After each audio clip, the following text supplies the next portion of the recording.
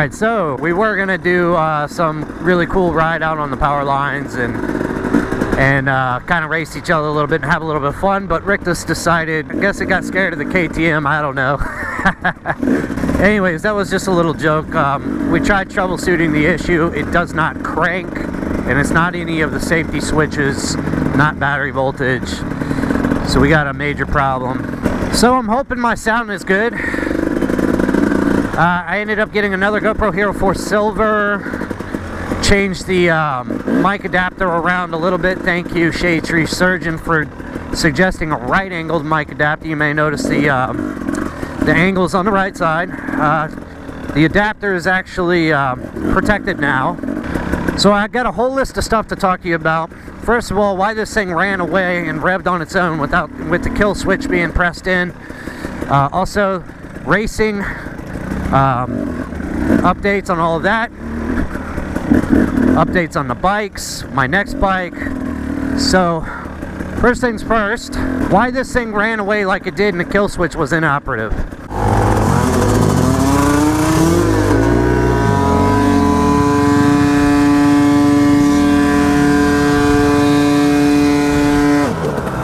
So it turns out it was a lean condition, a super lean condition, super hot.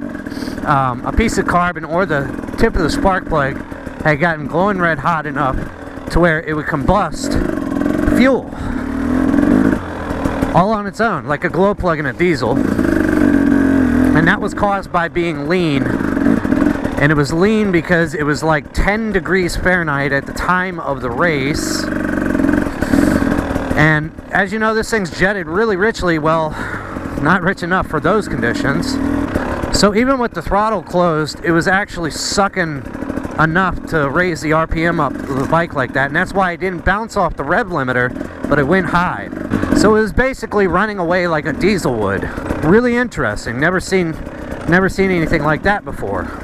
As far as the racing, I did sign up for BCHSS. I got my number for the year. We're gonna get a graphics kit. That's gonna be sweet. With my actual race numbers, that's gonna be freaking cool.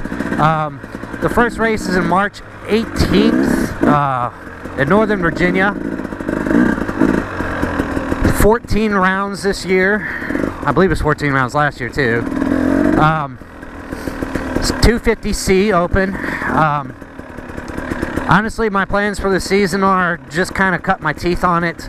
I'm not going to place top 10 in the total standings, but we are going to try to make it to almost every single race. Every race we can.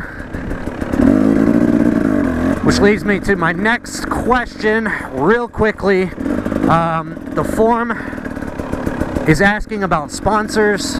I had talked to Advance Auto. They might be sponsoring me this year. And this is official sponsorship. This isn't like I'm asking you to go fund me or any of that spammy crap.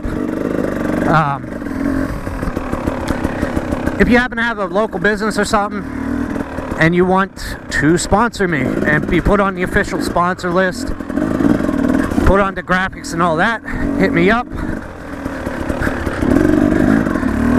You don't necessarily have to have a company. You could have a YouTube channel, in which case I would put your YouTube channel on the bike and it would be listed as official sponsors. The sponsors every race are listed by my name. So if you're interested, let me know. Alright, so last video I had mentioned something about my next bike. I'm sure people are going to be pissed about this and at the same time excited, but I've completely lost all interest in road, which means I have no need for the DRZ, the Supermoto. But I suck off-road and I do need a trials bike to learn on. So if you can see where that's going, we're probably going to get rid of the DRZ and get a trials bike. Sorry, I'm not really into street riding anymore, especially with the racing. The racing's expensive. I'm going to need every bit of money I can for that.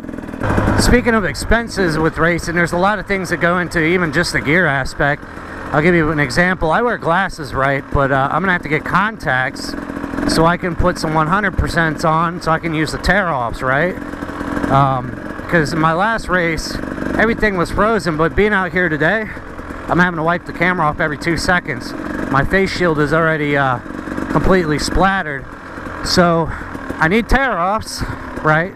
Another thing I'm actually in need of is Levants, which is essentially a neck brace.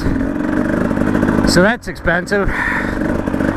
So yeah, all this money compounds to a lot. Then you got travel and gas expenses, overnight expenses, stuff I break on the bike, you know, all these expenses. So that's why I'm getting rid of the DRZ, realistically, to save some dollars for the racing. And you know, it is what it is. So anyways, back to the WR250R. I guess if any of y'all might know what's going on with it, neutral safety switch is okay, the kickstand switch is okay, the clutch stand switch is okay. I got 12.9 volts coming off the battery. I got fuel pump prime, ECU's coming on. Like I said, that takes care of the kill switch and everything. Kill switch fine, starter button's fine, harness down along the frame is fine, underneath of the radiator. There's no chafing going on there. So if you have any idea, let me know in the comments section. We greatly appreciate it. Again, it's a no crank situation. No crank.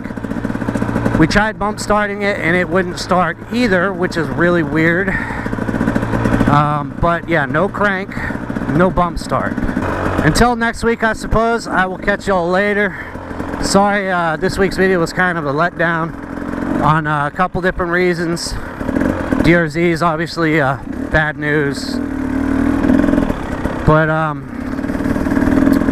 you know, hey, it's not the end of the world, right? Anyways, I'll catch y'all later. Peace.